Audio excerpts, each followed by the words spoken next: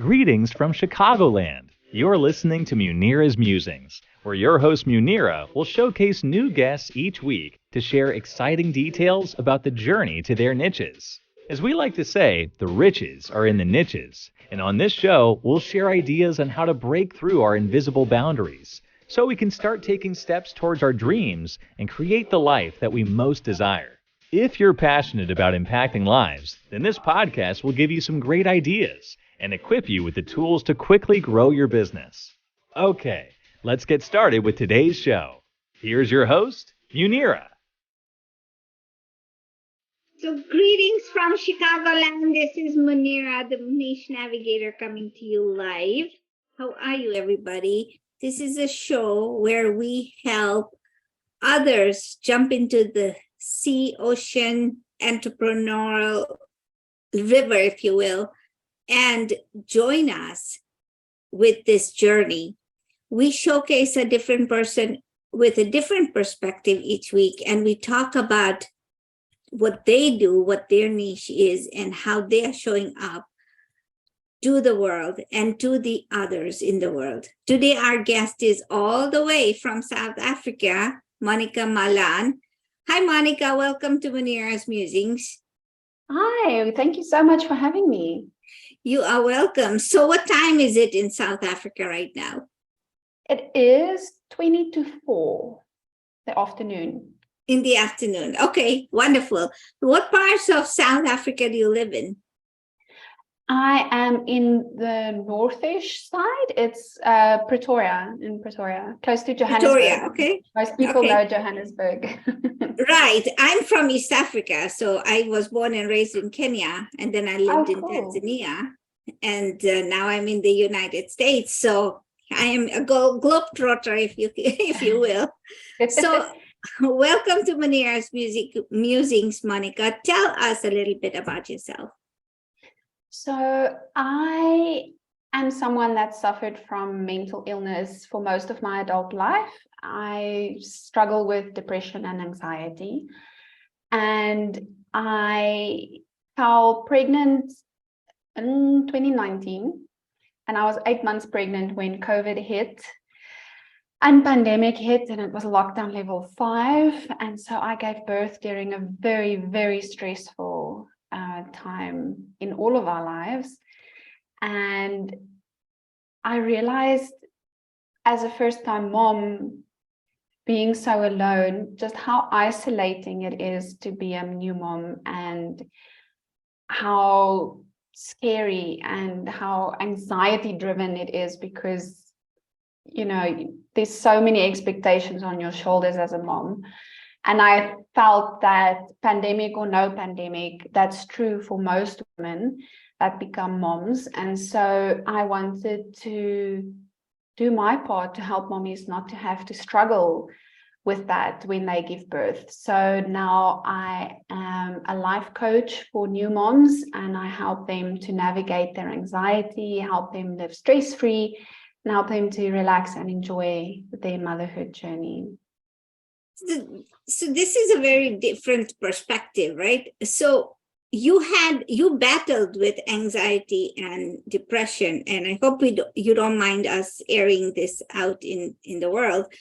But this is a problem that I see a lot, because young folks are feeling depressed. Do you know what your depression was caused by? Yes, in my case, I had a very specific incident. I was 21 when my brother of 18 passed away. And at the time, I was living away from home to study. And so I didn't have my support network. I didn't have my family. I didn't have friends. And I fell into a very deep depression. And unfortunately, since then, it's been a part of my life, because I was in such a depressive state for so long. It completely rewired my brain network. And so it's something I've had to live with ever since. But I agree. I think these days, a lot of people are suffering from it, even if they don't realize it. I think a lot of the times people don't realize actually that they have a problem. And I think part of that is due to this fast-paced world that we're living in, all the social exposure to social media and all the pressures from society, there's a lot of expectations on everyone to be the best version of themselves at all times. Right.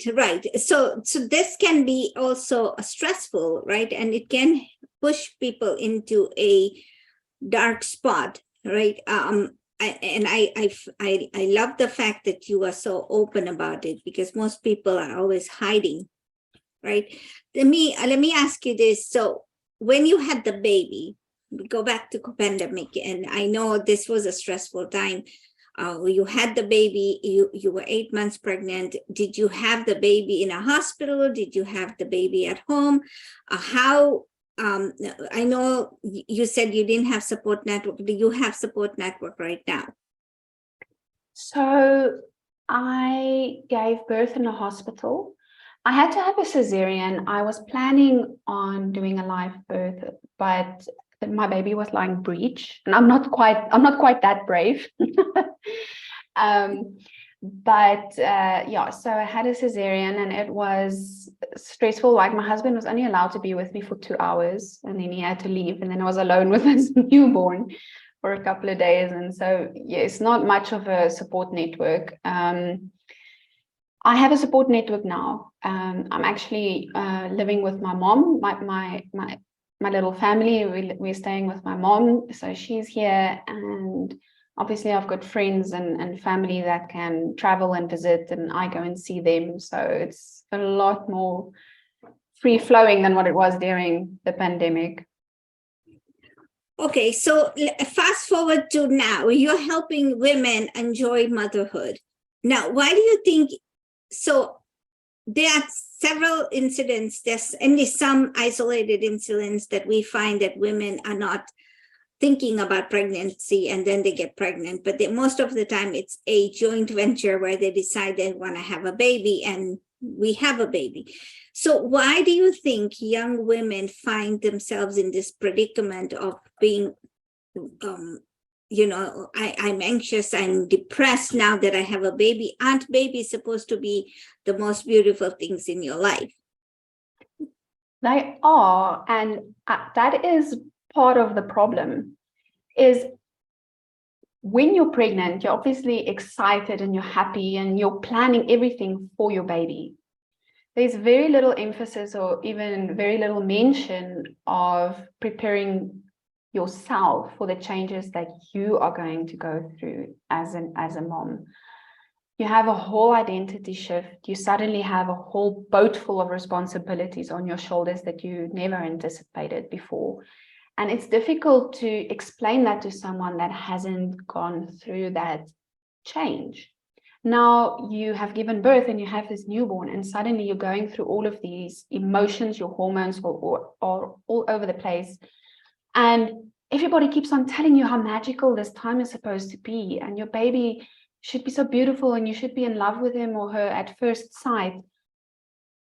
And then if you're not, you feel like there's something wrong with you, like you're a failure somehow for struggling, for crying at unexpected things, for not falling in love with your baby at first sight. And it's actually a lot more common than people realize. I mean, a relationship with your baby is just like a relationship with anyone else. It takes time to develop. Not everyone is going to fall in love at first sight with your baby. Everyone struggles. Everyone's hormones are all over the place. But no one puts that message out there. You're not going to see a message on Instagram of you sitting at 2 o'clock at night with your boobs leaking and crying baby and your hair in a mess because you haven't showered in 3 days. Like, they're not going to put that on Instagram or social media. So you only see the beautiful moments, and you feel like, what's wrong with me that I'm not experiencing it this way? And that is when the anxiety starts creeping in, and you want to obviously do the best for your baby. But these days, there's so much information out there that you can't possibly follow all the advice because they're contradicting. And now you're stuck in this dilemma of wanting to do your best, but not knowing what the best is. And that drives the anxiety even more, because once again, it looks like everybody else has got it figured out and you don't, and what's wrong with you? And that absolutely breaks my heart. This is a very interesting conversation. If you're joining in right now, we're talking to Monika Malan from Pretoria. That's right. Pretoria, South Africa. And she's talking about the beautiful moments that can lead to depression. The fact is that most women have a baby and then we can't figure out, people outside cannot figure out why this woman is depressed, and that's what we're talking about. So one of the things that helped you, tell us about your journey. I mean, you're very open about it. I'm sure you'd like to share. Why has this become your mission and what helped you to get over it? So my first 3 months with my newborn was a haze. It was very, very difficult. I really struggled. Like I said, it was level 5 lockdown. I had no support. For a while, you couldn't even buy baby stuff because no one had thought that baby goods should be a necessity. You know, it wasn't classified as necessity, so you weren't able to buy it in the stores. And it was about 3 months in, it was about 2 o'clock in the morning, and my baby was just crying. He was on my chest, and I didn't know what was wrong. I had fed him, I changed him, I had gotten rid of the winds, and yet he was still crying, and I was just exhausted and at my end of my rope, and I just burst out crying. And we were both sitting there on the couch, just bawling our eyes out. And that was just such a low point for me. I realized then that something had to change. Like, this is not sustainable. And for the first time, I realized just how anxiety had taken over my life yet again. Anxiety is a very sneaky illness. It really sneaks up on you. You don't always realize that it's a problem until it's too late. And even though I have struggled with anxiety my whole life, it still snuck up on me. I was so caught up in being a new mom and a baby, I didn't realize all these symptoms I was displaying was anxiety. And then I reached that low point 3 months in, and it dawned on me, and I'm like, oh my gosh, this is anxiety. And because I made that connection, I could then pull on my previous experiences of how to manage anxiety, how to deal with that stress. And so I implemented and went through an iterative process of changing my mindset, changing my habits, giving myself self-confidence. And that I feel is very important teachings that we should be teaching new moms, and we should actually be preparing them for it before birth even. So that is mainly what happened with me. Have you talked to midwives or hospitals where they do this prenatal care about taking care of this, and have you gone and given talks to women, or maybe at a Lamaze class or something? What have you done to encroach in this market? So I have not yet approached midwives and those type of classes. I have given talks at Moms and Babes, and it was very well received. Once again, it really breaks my heart, because there's so many women that struggle with this and they don't necessarily know they need help. And then when you talk to them, like, suddenly all these light bulbs go off. But I do feel there's room in this industry, and that is part of why I'm talking to you. That's part of why I'm on a number of podcasts and why I'm offering my life coaching, is to make people aware that something needs to change. You need to focus on the mom just as much as you're focusing on the baby after birth. That is wonderful. That is because most, and I know a long time ago, I had a friend who would always bring a gift, not for the baby, but for the mom. She would bring something very thoughtful that the mom can use. And I never thought of it that way, yeah, because one of the, she said, you know, everybody, the baby gets a lot of gifts, but the mom is always forgotten. So Yeah.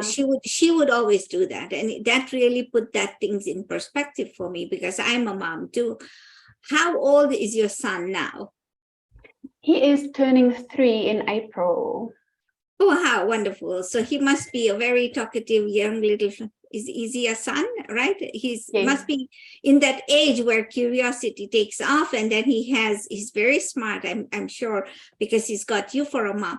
So women out there are gonna have these questions, and I don't know if we're not getting any questions right now, but let me ask you to share with us. Now, you've had past experiences where you have been able to tap into this and said, okay, I recognize what this is, and this is how I can overcome this. But what are the steps for somebody who doesn't know if this is depression? How can they eliminate or decrease the anxiety? Because you can't eliminate it right there. So how one to recognize it, and what are the steps to then self-talk? Because you said you changed your mindset. How does that happen? And what do women do? One, to recognize it, and two, to decrease or be aware. First, that's the first step, is to be aware. So how do you figure that out? So to determine, let's put it like this.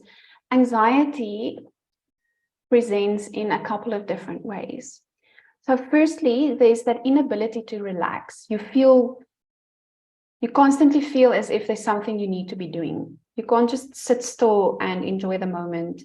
And you also feel like there's something that you're forgetting, but you don't know what it is. And it probably drives you insane. Like, you just feel like there's a million and one things. That also translates into spending time on mundane things, like organizing your closet or the kitchen or whatever, like just trying to exercise some form of control when it feels like your life is outside of your control. It feels like you've got this little sphere of activity that you can control and see the results of. You struggle to fall asleep. You constantly have this list of to-dos going through your mind and you can't sleep. You struggle to say no, which I think that's also a people-pleasing problem. You just feel like you can do everything and you should be able to do everything, so you just say yes and you pile more and more on your plate. Let me see. There's also, which is not so nice to talk about, but it's the truth, is imagining worst case scenarios in your head, even though you don't want to, even though you're not trying to think of it. You could be doing something as innocent as holding your baby, and you could think like, what if I drop my baby? What if, I don't know, they stop breathing? Or, you know, all these thoughts like I'm unbidden. Like, what happened with me often is I would be driving and I would just think, as I'm like driving over a crossing, what if someone has drove into me? And if you're not careful, those thoughts can really spiral and lead you down a very negative train of thought. And it makes you anxious for all these things that could happen, might happen. And the reality is it hasn't happened, it isn't happening, and you're just kind of getting worked up over your imagination, essentially. So once you recognize it, what are the steps to take? Well, one of my go-to tools is breathing exercises. So there is a way of breathing that they call either box breath or square breath, where you inhale for 4 counts, you hold the breath for 4 counts, and you exhale for 4 counts and hold the breath again for 4 counts. And what this essentially does is it calms your nervous system, because, you know, when you're in a state of anxiety, your nervous system is in this constant fight or flight response, and that is very unhelpful to your physical or mental health. And by breathing like this, you are telling your body, because you are exhaling longer than what you're breathing in, essentially, you're telling your body that it's okay to calm down. There's nothing threatening you. There's not some monster about to jump out of the bushes at you. Calm down, and you are calming your nervous system down. So even something as simple as doing that type of breathing for 5 minutes a day, or whenever you feel you need it, can be very, very effective. And then it's important to know and identify your values and your priorities, because that will help you make decisions in terms of, I don't know, how to wean your baby, whether you should sleep train your baby, because there are, as I mentioned before, there are so many different ways of doing things. You can feel completely overwhelmed by all of it. If you don't have your values and your priorities to guide you, that decision making will get very difficult. And boundaries. I feel boundaries are very, very important. You need to learn to say no.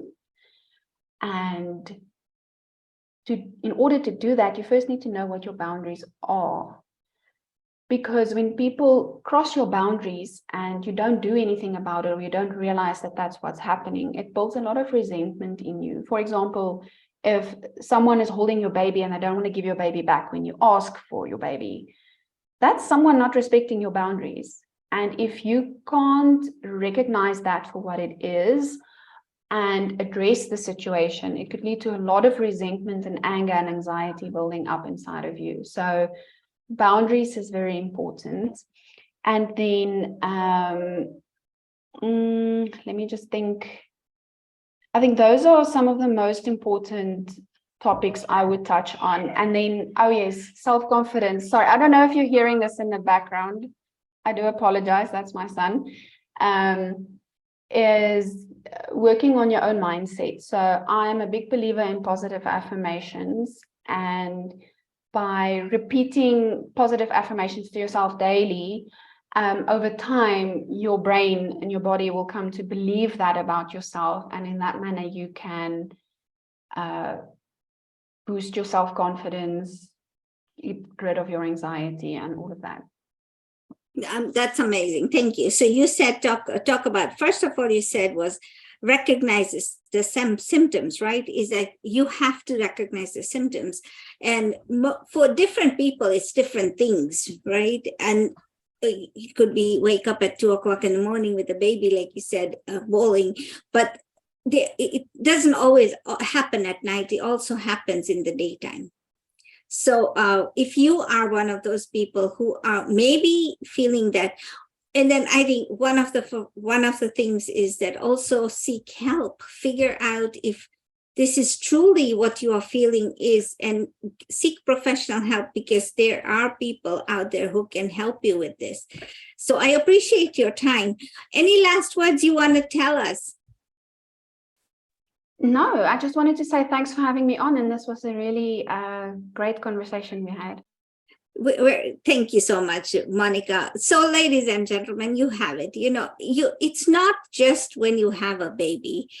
People get overwhelmed when they are starting out a business, when they are in a job, when they have a relationship.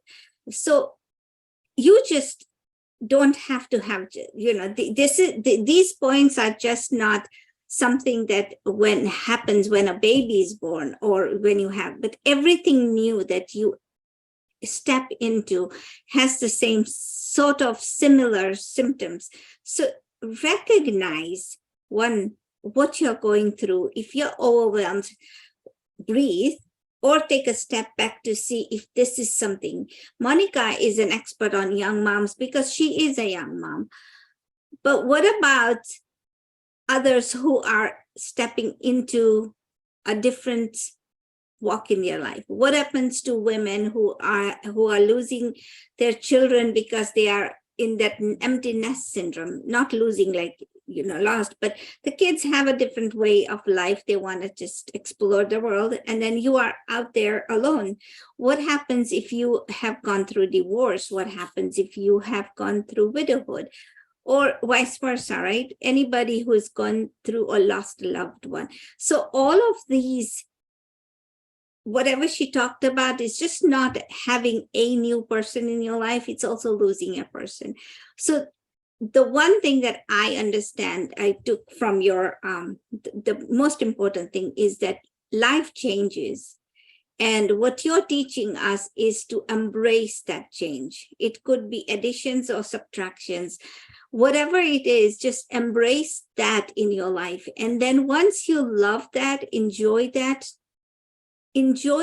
understand if this is causing you some kind of anxiety, because if it is, then it's not worth it.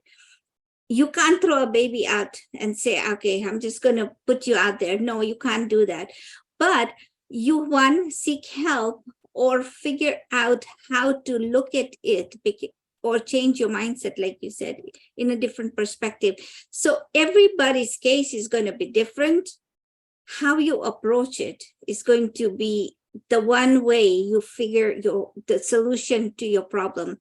But the best way to do it is to recognize what you're going through, because we all feel anxious at any given time. And we have to know what our anxiety is coming through for us and where it's coming from. So if you like this show, go ahead and like, share, and subscribe to our show, our channel, because we'll bring in different guests with different perspectives for you. And the idea is, how can we change your life? How can Munira's Musings add a different perspective to what you're thinking about? Go ahead, share, like, and subscribe to our channel, and we'll see you next week with a different guest, with a different perspective and a different niche. Thank you, everybody. Have a good time. Bye. Thanks for listening to another episode of Munira's Musings. We hope that you found today's conversation inspiring and useful, so that you can continue making progress towards mastering your own niche. Please tune in next week for another episode, and in the meantime, you can follow us on social media at Munira's Musings on Facebook, and leave us a review wherever you're listening to podcasts. Thanks again, and we'll see you next time.